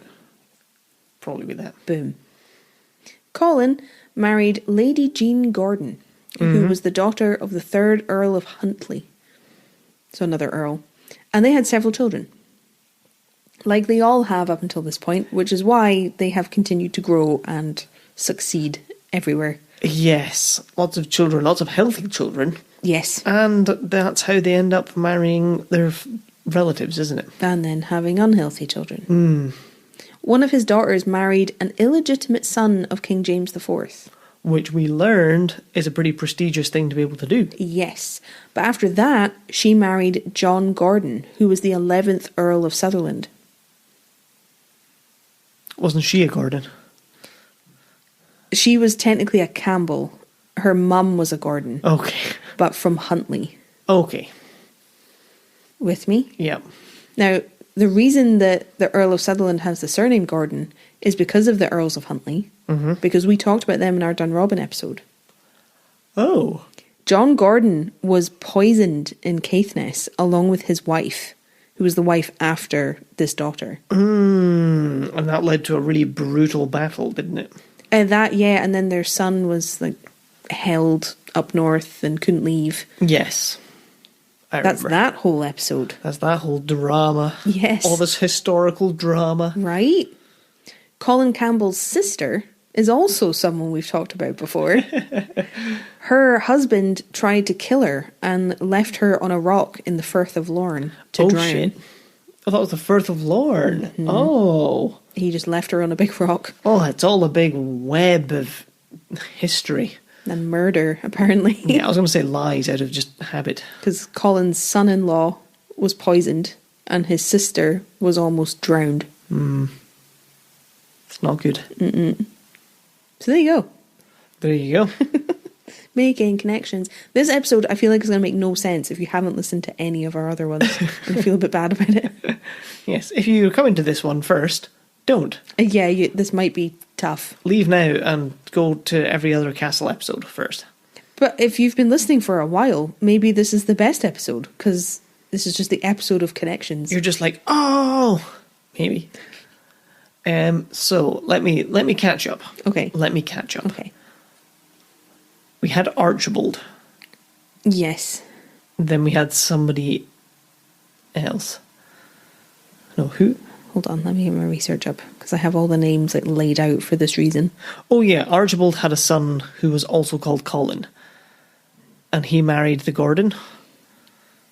Archibald had a son called Colin. Yep. Who married into the Gordon family. Yep. The Earls of Huntly. These are all their kids who are being poisoned and... Well, one of his daughters married the guy who was poisoned. Yep. And Colin's sister, Archibald's daughter, Yes. was left on the big rock. Okay. I am up to date. With me? Yep. I know it's confusing. There's an awful lot of people. I wish I could say it's going to get better, but it's not. Well, one thing that's made easier when you're not very good with names, as I am not, as you will know if you listen to the podcast. It's no surprise. Is having everyone called Colin. That makes it a little easier. Oh, for me, it makes it just impossible. Yeah. I mean, well, at least I have something to cling on to, you know? Like the big rock. Yes, I'm out there on this big walk surrounded by a sea of ocean going, Eilidh, help me! Except I'm rowing back in my little boat and trying to drown you. Colin died in 1529, and his son Archibald became the 4th Earl of Argyll. So we've got Archibald, Colin, Archibald again. Yes. I think it was even Colin Archibald. Possibly. We're going to get lost in the sauce. Yeah. Archibald is the 4th Earl. Just Colin by any other name. But it won't be as sweet. You started it and I stole it and I made it better. Tell me Kieran brings all the jokes. I think jokes is questionable. That's what people say. They call them jokes. Well, I'm going to cling to that. It's not my name. So this is a slight tangent. We met somebody at a wedding, told him about the podcast, and he'd listened to a bit. And I can't remember, he said he was listening to the podcast and he was laughing a lot. I was like, oh, that's really nice. That's nice to hear. I think I said, at least somebody thinks my jokes are funny. And he went, well, it's not that your jokes are funny. I was like, oh, it's more hearing Eilidh's reaction to your puns that makes it funny. I was like, oh, thank you. And then he went on and said, well, it's actually the lack of reaction. Yeah. The silence. For some reason, that's funny. Hi, Scott, if you're listening. Yes. Colin died in 1529. His son Archibald becomes the 4th Earl. And as soon as he inherited the job, he was put to work by the king to try and squash a rebellion that was happening in the islands to the south, so southwest, which the MacDonalds were trying to raise against King James V. I'm Am I getting deja vu, or have we been here already? We kind of have. With Archibald. Yeah. I just... So you've not just pressed, like, back 30 minutes, people who are listening? No, it's just, we're on the roundabout again. But here we are. So this was all happening very close to Campbell Land, because it was in the south. Mm-hmm. So they're very unhappy that the MacDonalds are doing this almost on their turf, but not quite. But the MacDonalds tried to blame the Campbells for all the unrest in the Isles. How did that go? Well, they were suggesting that the Campbells were abusing their power as Lieutenant of the Isles. Mm-hmm. Remember, they were given that title? Yep. And it was taken seriously, which might seem surprising since the Campbells had so much favour. Mm-hmm. Archibald was summoned by the king, and when everything was examined, like all of the duties he had been performing, and they had a look at all the rents that had been collected. Oh, yeah. Archibald was put in prison. Oh, shit. So it seemed that the MacDonalds were telling the truth, that he had been abusing his power, he hadn't been doing the right thing by the people who were living in the islands, and that's why the MacDonalds were doing what they were doing. Well, that's fair play. Can't argue with it. It's gone to the king. Mm-hmm. And he's looked at everything and gone, oh yeah, that is exactly what's happening. You may be Lieutenant, formerly known as Prince, but that just won't stand over here, mate. That was moving. Thank you. That's just how it went, I'm sure. If you look at the historical documents, that's what they'll say. I'm positive. Someone's embroidered that into a tapestry somewhere.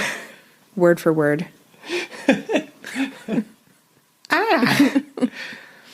So Archibald had all of his offices stripped from him until James V died.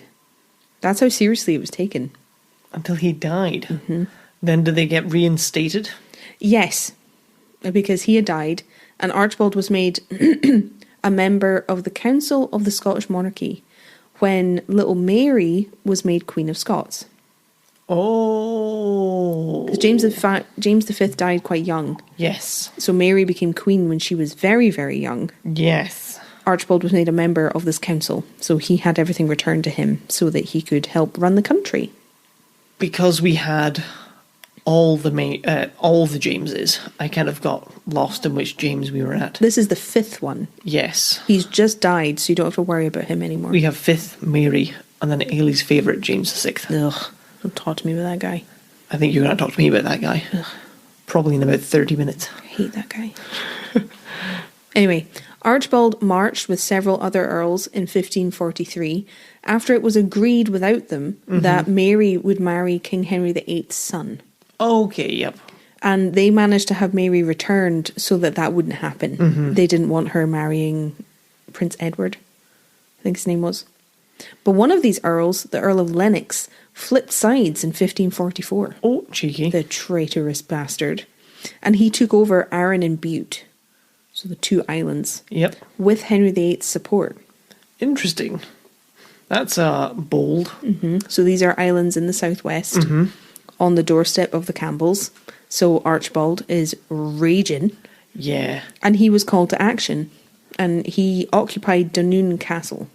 Oh, I know Dunoon. His family had been given the castle a couple of generations earlier. Just wasn't relevant then, so I didn't bring it up. Yeah. And he occupied it with 4,000 men. Damn. That is a huge force for someone who isn't the king. That is very much a force to be reckoned with. So presumably that's a few English men as well, if he has the support of Henry. Oh no, Lennox does. Archibald has 4,000 men and he's fighting against Lennox. Oh. So this is just all his land, money and power coming in clutch. Yes, big time. Alrighty then. So Lennox is looking at these 4,000 men occupying Dunoon Castle and shitting himself. Yeah. That's a lot to face. So a huge battle erupted between Archibald's and Lennox's men, which Archibald lost. He lost? Mm-hmm. Well, that's a shame. The egg was on his face. Mm-hmm. Big time. Yeah, he lost. Oh. Pathetic. Lennox was eventually forced to face the consequences of his traitorous choices and had all of his lands taken away. Mm-hmm. And when this happened, Archibald got the biggest share because he had lost the most. Yeah, okay, I guess that does make sense. I was briefly wondering, like, but he did a really shit job at getting them back. But he did lose the most. So. Yeah. I think he was in the closest, like, direct combat with Lennox, so he was rewarded most generously. Yeah. Because I was thinking, as the king, be like, can you go in and fix this? Like, yeah, sure, I've got my 4,000 men that will take him down.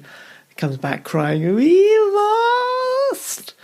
And then it's like, oh, poor baby. Well, when we beat him, you'll get the biggest payday. Well, he came out better than when he'd started.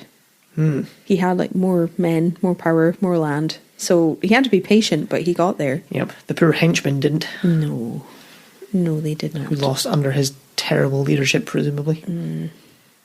Over his life, Archibald was married 3 times. 3 times. And had 8 children. That's a lot of children. 2 of which were illegitimate. So he's had 3 wives and at least 1 mistress. So he's a busy man.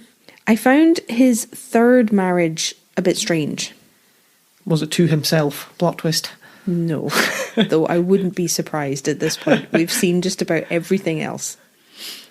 One of his daughters from his 2nd marriage went on to marry Hector Og MacLean. Yep. Who was the 9th of Duart. So I think they're already related because it was Lachlan Duart MacLean who left his wife on a rock in the middle of the ocean. Okay. So this was his aunt that happened to. Yes. But one of his daughters has married into the same family. Okay. So it's a bit strange. It's a bit weird. But when Archibald got married for the 3rd and final time, he married Catherine MacLean. Catherine MacLean. Daughter of Hector Moore MacLean, 8th of Duart. 8th of Duart. So I think he married his son-in-law's sister. Oh. Catherine was Hector the 8th's daughter. Yes. The other Hector inherited and became Hector the 9th. Oh no. So I think they were siblings. I think he married his son-in-law's sister. Oh, that... And I know that's really confusing, but just take my main statement to know why I'm upset by that. Yes. Because any time you have to say the sentence, it's not technically incest is too close. Oh, God. It's painful. Yep. It's actually painful. Yep. Stop keeping it in the family. Like, what? Your daughter's sister-in-law. Right. Gross. Right. Gross. Her mum has died, presumably. And then her dad married her sister-in-law. Oh, I'm so happy for them. I wish them all the best. Oh. It's grim. It's very grim. If true, it's grim. Well, for all you bingo players, we still haven't married a cousin. Not yet. They seem to have married everyone but. I feel we will, but not yet. Archibald died in 1558, after his 3 marriages, and his son became the 5th Earl of Argyll. He was called Archibald. Young Archie, yes, okay. This Archibald V was known for being very devout. Yeah. He was a strict Protestant, and he did a lot to reform religion across the whole of Scotland. Oh, yeah. It's kind of complex. That's mostly all we need to know about what he was doing. That sounds fine. So, I'm getting all this right as we go. Okay. It was his brother-in-law's sister who married his dad. So his brother-in-law's sister was his stepmom. His brother-in-law's sister was his own stepmom. Do you hear banjos playing? I think so. I think I can hear it just plinking in the distance. Ding, ding, ding, ding, ding. It's weird. It's very weird. Now, this Archibald V was at odds with Mary of Guise, who was Mary, Queen of Scots' mother.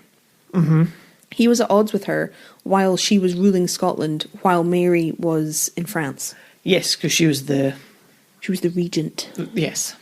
Archibald V supported Mary, Queen of Scots, after his problems with her mum, until she married Henry Stuart, who was Lord Darnley. This marriage set Mary at odds with Elizabeth I, because she was really unhappy about this marriage. Darnley had a claim to the English throne, so by marrying Mary, Elizabeth was looking at them being like, what the fuck? Hang on, what are you about over there? So Elizabeth I didn't like it, but lots of Scottish nobles also didn't like it. Okay.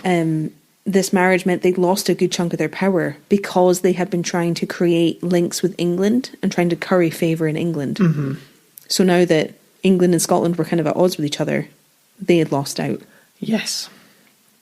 Archibald has been tied to the assassinations of both Lord Darnley and David Ritso, who was rumoured to be Mary's lover, but it wasn't confirmed, in 1566 and 67. Oh, feel he should have kept his beak out. So he's been linked with both. Yep. And then Mary marrying James Hepburn, who was 4th Earl of Bothwell, was kind of the straw that broke the camel's back for Archibald and many others. That was all a bit dicey. We've talked about that in our Mary Queen of Scots episode. But all the nobles and her haters, eventually captured Mary at Carberry Hill. But Archibald wasn't in favour of deposing her, even though many of the people in his camp were. Yes. He didn't necessarily want her to not be queen anymore. Why? Well, he didn't think it was right to make someone else king or queen. He he didn't feel like anyone had that kind of power. Yeah. He just didn't agree with her actions. Okay. Fair enough, I guess. But this also may have been because he married Lady Jean Stewart, so he was Queen Mary's half-brother-in-law. Oh. Half brother-in-law. His wife was a daughter of James V, just like Mary was. His wife was a daughter of... Okay. But they had different mums. Yes. So they were related. Ah. So he doesn't want her not queen. No. Because he doesn't think anyone should have the power to decide you're going to be king or queen now. Well, that's fair. But he doesn't agree with what she's been doing. Mm-hmm. Or being forced to do, as was the case. Well, yes. Yeah. Yes. In 1567, Archibald was involved in another bloody chapter of Campbell history.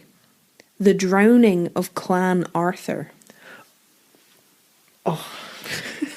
That's alarming. Mm-hmm. The drowning of Clan Arthur. Yep. As opposed to the burning of Clan Murray. And the massacre of Clan MacDonald. MacDougall. Oh no. You're talking in the... Oh yeah, that's later. Yeah. I'm with you. But yes, also the massacre at Red Ford. It's not great.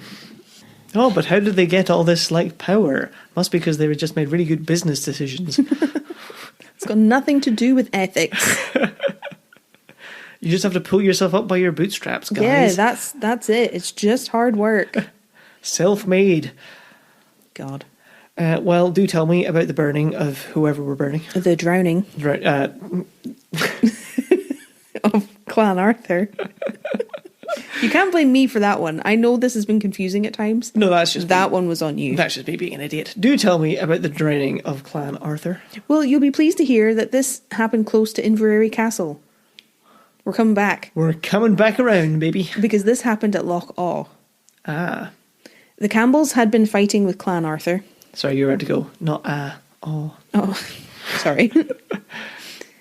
And I think they were fighting largely because the MacArthurs were becoming more and more powerful, and the Campbells were jealous, even though they had plenty. Naturally. A fight broke out between the groups of men from both clans on the shores of Loch Awe, and the Campbells drove and fought the MacArthurs into the loch itself and drowned them. Oh, that's brutal. Mm-hmm. So it's not a very honourable way to do things. No. Loch Awe's a big loch. It is. Oh, I don't know how it looked back then. It was presumably as big, if not bigger. I mean, it was deep enough to drown someone in. Yes. Deep enough to drown several people in. Yeah, so you couldn't just swim to the other side, is what I was meaning. No. especially not when you're being pursued and hacked at and assumedly pushed underwater. Yeah. Fun fact, in the 1970s, someone found a sword on the shore of Loch Awe. Oh, that's cool. And it seems like it could have been from this battle. Looking at the dates. Wow. Can you imagine? You'd feel like King Arthur. Yeah, you would. Finding a sword on the edge of a loch, but a lake. Yep. And it's like pebbled stone too. Be pretty cool. That would be pretty badass. Shame it's from a drowning. Yeah. Yeah, until you found the context, then you just be like, oh no. You'd be like, oh my god, I touched it. Yeah. Am I cursed? Yes. Or at the very least haunted. Oh well. So that was during Archibald's tenure as clan chief, which is not a great mark on your record. Your men are out drowning people. No. When Mary escaped prison in 1568... Queen Mary? Yeah, Queen Mary. Archibald flipped sides. Oh. And he became the leader of her army. Okay. But it seems like he lied on his CV. Because it didn't seem like he had the necessary experience to win a big battle like the one at Langside. East. It all went wrong, and Mary had to flee the country to avoid being captured again. Because he lost so terribly. Ooh, hire him because he's your brother-in-law, half-brother-in-law. I told you he was shit. Yeah. Archibald supported her for a while, but then flipped sides again and decided to support King James instead. I'm surprised he got away with that. Just flipping back and forth. I know, it seems strange. I guess once you have enough power, people are just happy to have you. Yeah, that's true. It's not right, but No. that seems to be the case. In 1572, he was made Lord Chancellor of Scotland. So he did quite well. He did quite well. Despite everything he had done. Wait, weren't they already Lord High Chancellor? He wasn't. I think his father had been. Okay. I mean, he hadn't been. No. Now, I can't speak too much on this because I don't have the knowledge or understanding. But Archibald also had a hand in Irish politics at this time. Okay. As well. He arranged marriages over there that were supposed to resolve clan feuds between 3 families in Ulster. Interesting. And his actions would go on to start the Hugh O'Neill Rebellion in the 1590s. Now, I believe that O'Neill led the Irish clans against the Tudors in this rebellion. So against the English royals. Yep. But I'm not doing it good service here because it deserves more time and depth. I just want to mention it. That would be interesting. You know, I feel like that's Scottish history adjacent. Irish history. Well, because they have a common enemy. Yeah. It's bound the Scots and the Irish for years until they turn on each other and then themselves. You know? That sounds about right. Yeah, certainly in this case, they seem to have a common enemy. But yes. the relationship between Scottish people and Irish people hasn't always been easy. Because like Irish people who were moving over here in like decades ago were never treated very well. Oh yeah.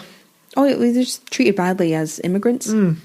Is it similar to what a lot of Irish people had in America? That they were treated as lesser than, which wasn't fair. No, not at all. But that's something for another time because I Yes. can't do it justice here. So he's doing some matchmaking. Yes, and he's trying to solve feuds. Yes, Over he being there. Archibald or Colin. Archibald. To try and maintain the peace. He's the 5th one. Archibald the 5th. He's Archibald the 5th. Oh my He's God. the 5th Earl. Oh, okay. I did say that. Yes. Archibald divorced his first wife and he remarried a woman called Jean. So another Jean. Yep. The basis for this has been hard to find. I don't know why he divorced her. Maybe she was just a barge. That's basically never the reason. Like, never, ever. If a man is involved, that is never the reason. Unfortunately, the only child that he ever had was born stillborn, after Archibald had died. Oh. So Jean had become pregnant and then their child had been stillborn. Very sad. That is really sad. All round on that one. So Archibald didn't have an heir. He's like the first one we've talked about so far where that's been the case. That's probably why he died. That's why he died. Yeah, if he didn't have any heir. Oh, for God's sake. can't believe you got me with that one. I was about to explain to you why that's completely wrong. And that's my own fault, and I'm mad about it. Heir. H-E-I-R. Yeah, heir. Heir. A-I-R, not heir. Heir. Because Archibald didn't have someone to succeed him... Or oxygen. Yes, not anymore. The earldom passed to his half-brother, Colin Campbell. I really wish I was making this up, but I'm not. Well, as Joey taught us in Friends, if there's a good family name, you have to keep it. Colin Campbell became the 6th Earl of Argyll. Yes. That's where we are. Well, now there's been 3 Collins and 3 Archibalds, so that's fair. That's fair. Uh-huh. I see. He was just swell. Oh no. Colin Campbell. He's known for presiding over court cases in Lorne, Argyll and Cowell in 1574. Because remember, the Campbells had a big hand in justice being delivered in their land. Yes. He sentenced about 160 people to hang that year for, quote, slaughter, murder, theft, or common sorcery, unquote. Ooh. So he was responsible for the judgments passed down in lots of witchcraft trials in the surrounding area. That's what I was wondering. Like, if it's that many, like, are we getting towards witch trials? And that's 160 people sentenced to hang. That's not 160 cases. No. And if King James VI is coming, that means the plague of witches is also coming. Yep, it's that time, everybody. Get ready, because it's awful. You better witch out. You can tell we're in need of a break. Kieran's starting to crack. The only decent thing I could find about this man is that he had ministers start teaching the Bible in Gaelic, which made it more accessible, because lots of people only spoke Gaelic. Well, that's nice. So they now had access to the Bible in their own language. Mm-hmm.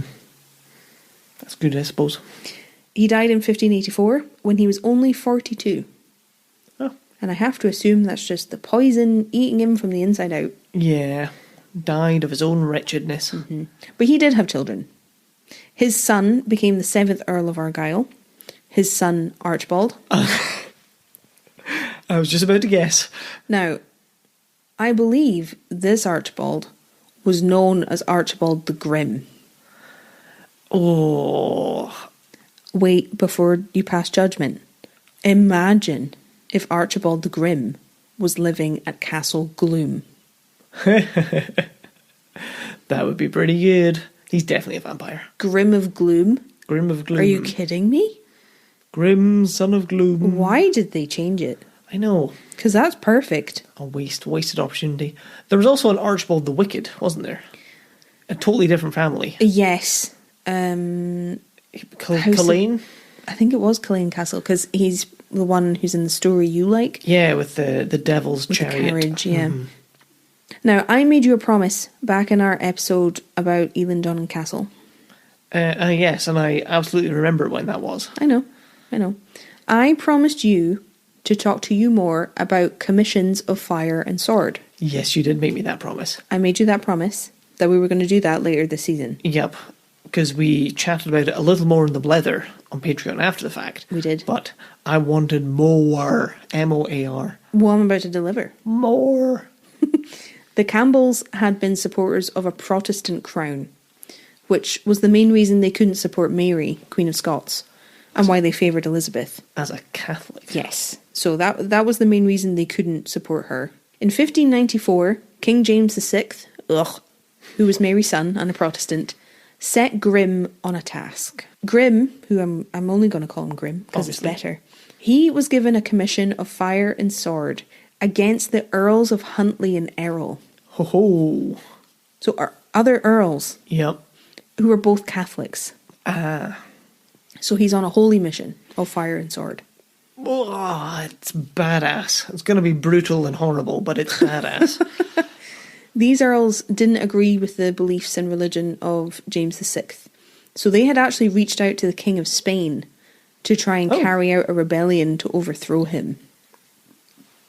Interesting. Not France this time. No. So this is more treason. Interesting. Uh-oh. Oh, criminy. And this was why Grimm was given his commission. Because James wanted them punished for doing something so terrible against him. Yes, being a bit treasonous. Yes. And reaching out to, enemy king. Mm-hmm. It all sounds very grand. Yep. Because Grimm was armed with these orders from his righteous king to deliver justice. You can imagine the Hollywood montage that's going on. Yes. And he had a whole host of men at his command to wage war on these traitors. Yep. He led about 12,000 men. Whoa. To deliver this commission of fire and sword. Woohoo! So this is no small thing. No. But what's important to know is that when he was set on this mission, Grimm was 19. Whoa. Just a young Grimm. Now, 19 was probably older back then than it is now. Yes. But that suggests he didn't have a lot of experience in battle. To lead 12,000 men. Against two other earls who also had men who were older. It's bold. Mm-hmm. So, the commission of fire and sword, that means he could be really brutal to these specific people, but then get away with it effectively, isn't it? He can go and kill them, and he doesn't have to say what he did. Yes. That's the very short version. Mm-hmm. But yeah, he has a pass from the king. Yeah. To go and kill these men in any way he sees fit. Yes. And basically to chase them down across the country until he finds them. Very nice, very nice. Unfortunately, the other earls knew that Grimm was after them, obviously. And they knew how young he was and that he'd never been at war. And they also knew that lots of his men, so he has this huge 12,000 force, they knew that lots of his men weren't great soldiers. And a good number of them were Catholics. So might not be loyal to Grimm when it came down to it. That seems bad planning. Mm-hmm.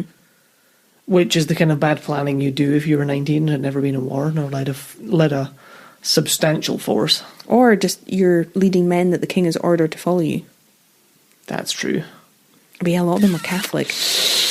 That's a teeth suck. He's been set on a task to kill these Catholic earls for being Catholic.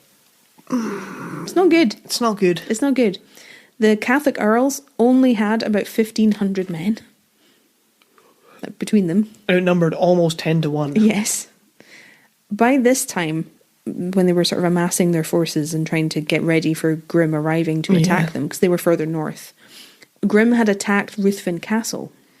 Just for practice, or? Well, that was where the Wolf of Badenoch was. Yep. Years before. I forget why. I think they supported the Earls of Huntly and Errol.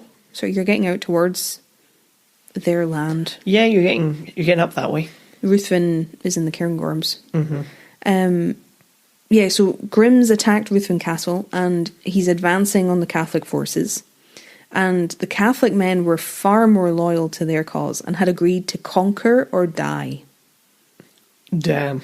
They're outnumbered 10 to 1, and this is the attitude they're going in with. Oh. So, who do you root for? I know. It's always the underdog for me. Yeah. Mm-hmm. That's my default state. They're outnumbered 10 to 1. I want them to win.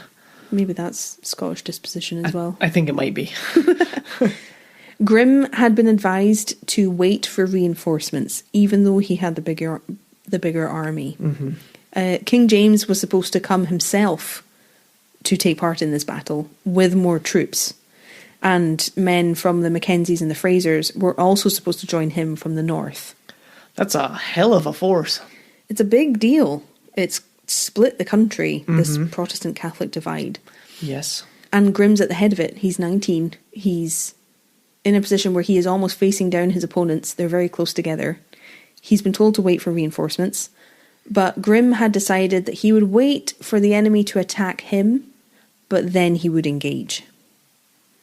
So he's not taking the advice. He's not striking first. Yeah. But if they attack, he's not going to avoid it. He'll defend. He's going to stay where he is. An interesting choice. And that's where we're going to leave it. Oh, Oh. Why do you do this to us, Ailey? Because we have 2 more parts, Kieran. You can't... Ugh. Hate you so much right now. I know. I love you too. Yeah, whatever. Thank you so much for listening. Thank you. Like I said, this is part 1 of 3, it's looking like. So be sure to join us to hear how it goes. Yep. I know I'm going to be. Kieran is struggling. I'm fizzing over here. Physically struggling. Oh. We're going to have our usual blether over on Patreon. Yep. Which comes out every Monday. We're going to talk about the episode. Kieran usually writes down some notes, so he has questions to ask me. And it's a good place for you to get your questions answered. Yep. You can head over there, you can ask us, and we'll get to it in the blether. And you can get your Labelle Rebelle merch. You can, and your bingo card. You can play bingo over on Patreon and maybe win some prizes. Yeah. But I'll be back next week with part 2. We'll be back next week with part 2. Bye. Bye.